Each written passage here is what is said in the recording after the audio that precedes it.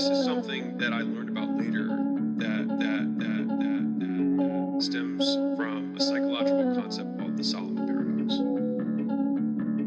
And so the Solomon paradox, if you don't know, anybody who's listening, is there was King Solomon, who was known for being wise, and he was one of the richest men of all time, etc. And so people, kings, rulers, would come to him and ask for his advice. The reason that it's a paradox is that he gave exceptional advice to everyone else, but his actual life was in ruins. His son was a terrible son, and he had many wives, and he cheated, and he had this lust for money and all these things, but his advice to other people was amazing. And so the Solomon paradox, and it's been studied in multiple facets, that people give better advice than they follow themselves. And so they've studied this with relationships. They'll have somebody in a weird romantic relationship, tough setup, and they'll whitewash the names and say, hey, there's a lady, and she's getting beat by her husband once a month. And it's happened for 4 years. And this time, she says that her husband says that it's not going to happen again. What do you think that woman should do? And then the person would give advice. And it completely conflicts with how that woman actually lives her life, even though she's giving advice to somebody who's not her, right? And they have postulated why this is. Now, you could say you've removed the emotions from it, you've removed the tensions, whatever you want to say. But what we do know is that people give better advice than they follow.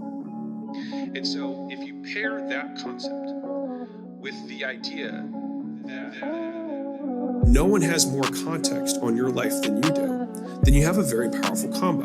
And so one of the issues that I've had with like therapists and performance coaches and things like that is that I've done I would say maybe I've spent like 5, maybe 10 hours in total in a setting like that. I'm not very good at it.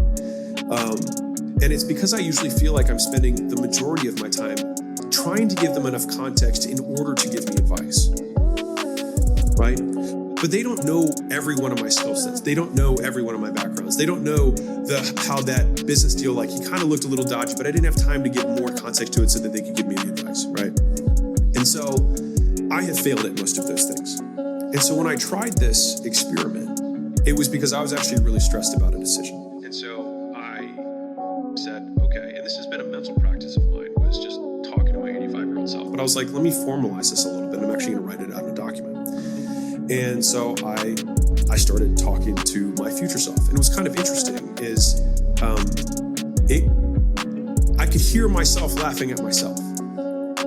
So like, I'm like, this thing isn't happening fast enough. Like, I don't know what's going on. And then I'd be like, what did you expect? You're trying to build $1 billion thing in what, a year? And then I'm like, well, I mean, no. And I'm like, well, what's the objective? And I'm asking the same questions I would ask a portfolio company or CEO, right? Or whatever.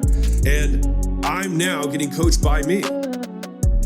And some people might take that as like wildly egotistical, which hopefully they don't. But the other side of it is that like, this person has 2 things that no therapist has.